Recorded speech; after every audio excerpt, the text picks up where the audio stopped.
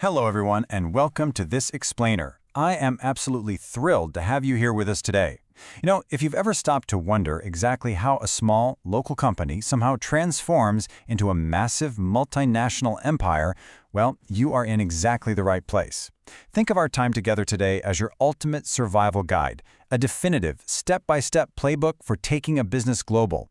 We're going to decode the actual mechanics of international business, and I promise you, by the end of this, you are going to see the global economy in a completely different light. So, our source material for today's journey is honestly a bit of a beast. It's a raw, incredibly dense, 200-question international business exam bank. We're talking a massive wall of text that details everything from complex tariffs to wild currency fluctuations. But hey, don't worry, you can put away the number 2 pencils. My job is to take this overwhelming grid of data and transform it into a really simple, chronological adventure. We're just going to extract the absolute core of how global expansion actually works in the real world. All right, here is our roadmap. We'll be exploring the forces of globalization, the global environment, market entry strategies, foreign exchange, global marketing, and finally, managing a global workforce. Section 1. Globalization forces and the primary drivers. Okay, let's just dive right into the most fundamental question here. Why don't companies just stay local? I mean, why take on the immense, literal headache of dealing with foreign laws, totally new languages, and completely crazy logistics? Well, according to the data, the ultimate goal of any multinational corporation is actually incredibly straightforward. It's simply to maximize profits across borders. But to pull that off, you need a powerful catalyst. And interestingly enough, the primary driver of all this globalization isn't government regulation. It's actually technological advancement. Technology is what allows businesses to lean heavily into this economic theory called comparative advantage. Basically, this theory suggests that countries should specialize in producing goods where they already have a distinct efficiency edge. And modern technology makes it possible to coordinate all of that specialized production globally. It lets companies seamlessly integrate markets and, you guessed it, maximize those cross-border profits. Moving on to Section 2. Navigating the global environment, or as I like to call it, checking the weather. Before you even pack your bags, your ultimate weather radar is the PESTEL framework. You absolutely must evaluate these 6 factors before entering a new country. Take the P, for instance, political stability. The source notes this is absolutely vital because a stable government actively encourages foreign investment. Then you have the S for social or cultural factors, the deeply held customs, beliefs, and behaviors of a society. If you ignore those cultural differences, you are going to mismanage your communication entirely. Literally every single letter in PESTEL is either a potential landmine or a massive opportunity. Now, as you're evaluating these countries, you are going to slam into 2 massive, totally opposing forces.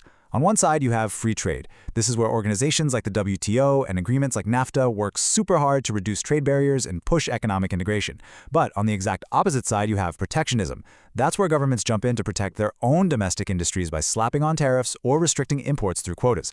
So your entire global expansion is essentially going to be a constant tug of war between leveraging those free trade agreements and dodging protectionist roadblocks. Section 3. Market entry strategies and choosing your vehicle. So, here is the million-dollar question, straight from the exam bank. How do you actually establish your presence in a brand new country? Because obviously you want those profits, but you also desperately need to manage your risk and maintain tight control of your brand. It helps to think of market entry kind of like escalating a relationship. Step 1 is exporting. You produce goods at home, you ship them abroad. Super low risk, but you have almost no control. It's essentially a first date. Step 2 is licensing or franchising. That's where you allow a foreign company to use your intellectual property for a fee. Step 3 is a joint venture, where you partner up with a local firm to share the resources and the risks. And finally, Step 4 is foreign direct investment, setting up a wholly owned subsidiary. Now this is the marriage. It gives you the highest level of absolute control, but it requires a massive financial commitment and exposes you to the absolute highest risk. Let's look at Section 4, Mastering Foreign Exchange. The second you start doing business across borders, you are no longer dealing in just one currency.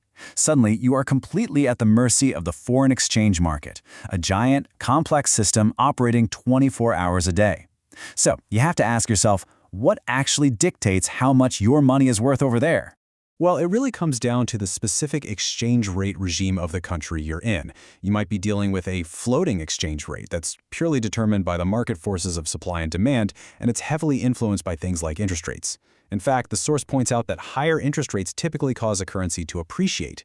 Or on the flip side, you might face a fixed exchange rate where the government just steps right in and pegs their currency to a very specific value.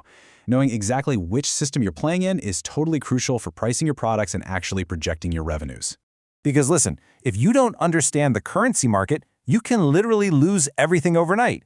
Our exam bank talks about this concept called overshooting, which is an abrupt, excessive movement in an exchange rate caused by market shocks. So to protect themselves, multinational companies rely on currency translation and hedging. They use these incredibly sophisticated financial tools like currency swaps to lock in rates and shield themselves from sudden currency depreciation. Think of it as putting on financial armor before walking into a wildly unpredictable market. All right, Section 5, Global Marketing and Operations.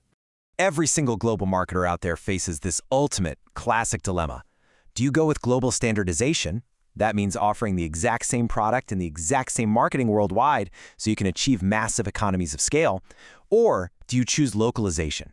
That's where you tweak and adapt your products and marketing to fit the specific cultural nuances of every target market. Standardization is way cheaper for sure, but localization, that ensures you actually connect with the real local consumers. It is a very delicate balancing act. And hey, while the marketing team is off debating localized ad campaigns, the operations team is dealing with the harsh physical reality of actually moving those goods. You absolutely cannot get products through customs without pristine paperwork. You're going to need a bill of lading. That's the legal contract with your shipping carrier. You need a commercial invoice to serve as the official receipt of sale. You need a certificate of origin just to satisfy those trade agreements we talked about, plus a highly detailed packing list. I mean it, just one typo on these documents, and your entire global supply chain grinds to a complete halt right at the border. Now, to make that supply chain highly profitable, modern companies rely on global sourcing and JIT. They outsource or offshore their production to countries where labor costs are lower, but then they combine that with just-in-time or JIT manufacturing. The whole goal here is to keep inventory levels as close to absolutely zero as possible, only receiving materials at the exact moment they are needed. This wipes out inventory holding costs and drastically cuts waste. It creates an incredibly lean, agile operation. Section 6. Managing a global workforce.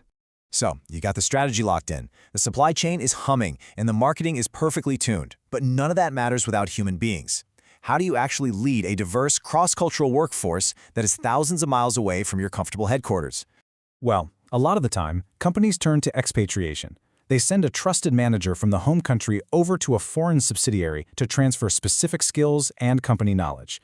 But let me be clear, this is not just a long business trip. It requires intense cross-cultural training just so that manager can adapt to the host country.